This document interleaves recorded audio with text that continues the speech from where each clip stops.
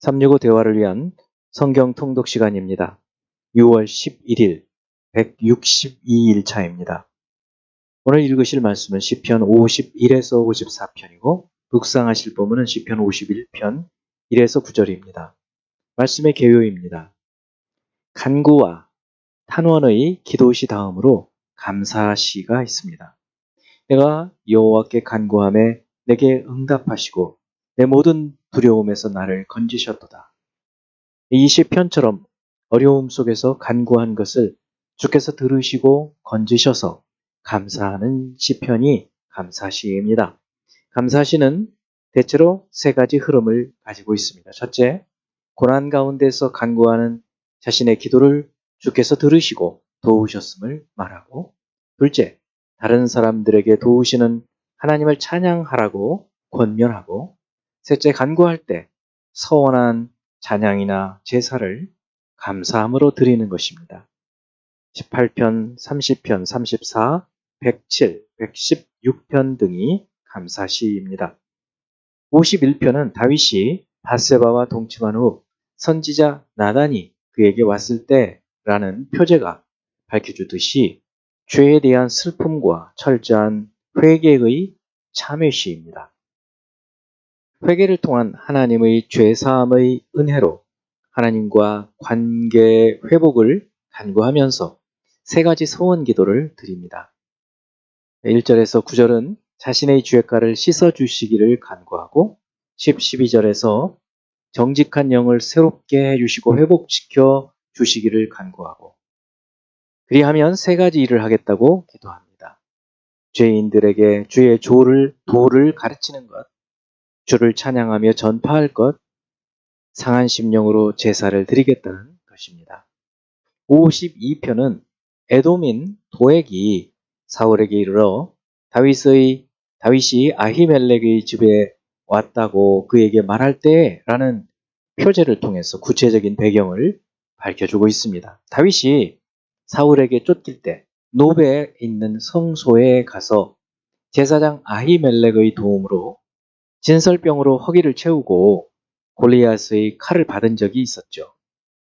그것을 거기에 있던 에돔 사람 도액이라는 사울의 목자장이 보고 사울에게 보고해서 다윗을 도와 반역을 꾀한다는 죄목으로 85명이나 되는 제사장들의 목숨을 빼앗은 적이 있었죠. 다윗은 이 일을 자신의 책임으로 돌리고 아히멜렉의 아들 아비아다를 보살피면서 지은 시입니다. 하나님은 악한 계획을 자랑하며 간사한 말로 악을 행하는 자를 멸하실 것을 말하고 이런 악한 자의 멸망을 보고 의인은 하나님의 인자하심을 의지할 것과 주께 감사하며 사모할 것을 다짐하는 그런 내용입니다. 53편의 표제는 마할랏에 맞춘 노래라는 것인데 이것이 유일합니다. 마할랏은 슬퍼하다, 근심하다 등의 뜻을 가진 동사인데요. 슬픔의 노래로 볼 때 하나님을 부정하는 어리석은 자들을 슬퍼하는 다윗의 감정을 드러내 보입니다. 14편과 내용이 유사한데요. 14편은 초기의 시, 또 53편은 후기의 시로 생각이 됩니다. 1에서 4절은 하나님이 없다고 생각하는 어리석은 자들의 모습을 표현하고 5, 6절은 그들에게 임할 결국과 이스라엘의 구원의 기쁨을 말해주고 있습니다. 54편은 시입 사람이 사울에게 이르러 말하기를 다윗이 우리가 있는 곳에 숨지 아니하였나이까 하던 때에 지은 것으로 사무엘상 23장 19에서 23절의 내용이 그 배경입니다. 시입 사람들은 유다 지파로 다윗과 친족이었음에도 불구하고 다윗의 은신처를 사울에게 보고해서 다윗이 위기에 처하게 되죠.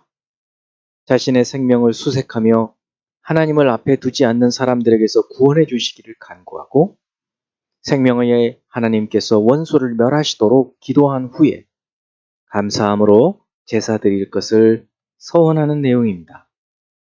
이제 예수 그리스도를 닮아가고자 하는 우리의 목표를 향한 여행을 위해서 질문하고 대답하는 시간을 갖습니다. 첫째, 시편 51편 4절. 내가 주께만 범죄하여 주의 목전에 악을 행하였사오니 주께서 말씀하실 때에 의로우시다 하고 주께서 심판하실 때에 순전하시다 하리이다. 다윗은 왜 주께만 범죄하여 라고 말할까요? 그가 밧세바와 우리아에게도 죄를 범한 것이 아닌가요? 이 주께만 범죄하여 라는 표현은 죄에 대한 다윗의 인식을 잘 보여주는 것으로 범죄의 대상은 분명히 사람들이지만 근본적으로 그의 죄는 하나님을 향해 있다는 것이다. 그걸 드러내 보여주고 있습니다. 하나님 앞에 있다는 이 신전 의식이 있었다면 사람에게 죄를 범하지 않았을 것인데 그렇지 못했다는 것을 말해주고 있지요. 사람에게 죄를 범하는 것은 하나님의 형상으로 사람을 지으신 하나님을 향한 범죄임을 보여주고 있습니다. 두 번째, 51편 7절.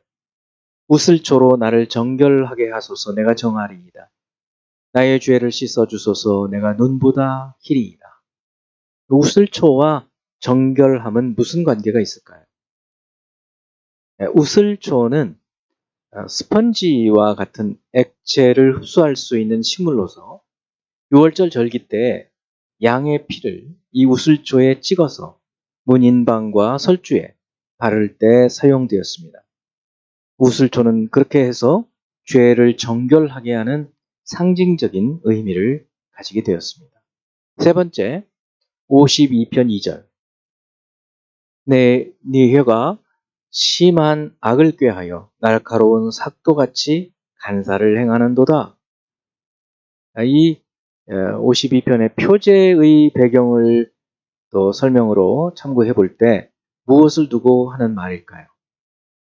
이 도액이라는 사람이 사울 왕에게 아비멜렉 제사장의 행위를 과장되게 말해서 무려 85명이나 되는 제사장들이 죽임을 당하게 되는 그때의 배경을 지금 배경으로 두고 그 사람이 도액이 심한 그 말로 혀로 악을 행해서 결국은 사람들을 죽이겠다. 제사장들을 죽이겠다. 그런 내용이 되겠습니다. 네 번째, 53편 1에서 4절에서 보여지는 어리석은 죄인들의 특징은 무엇이고 그들의 결말은 무엇일까요? 어리석은 죄인들의 특징은 마음으로 하나님을 믿고 섬기지 않습니다. 다른 어떤 것보다도 어리석은 사람들은 이것이 특징이죠. 그래서 악을 행하고 선을 행하지 않고 하나님을 찾지 않습니다. 그들은 이유 없이 두려워하고 수치를 당하고 결국은 흩어짐을 당하게 됩니다. 다섯 번째 54편 1에서 5절까지 위기에서 드리는 기도를 들으시는 하나님께 시인은 무엇을 다짐하는가요? 결국 즐거운 마음으로 하나님께 드리는 제사, 감사제, 서원제, 화목제를 드리고 감사하겠다는 약속을 드립니다. 이제 한 구절의 말씀을 묵상하며 교훈으로 삼고 기도하는 시간을 갖습니다. 52편 8절. 그러나 나는 하나님의 집에 있는 푸른 감람나무 같으며 하나님의 인자하심을 영원히 의지하리로다.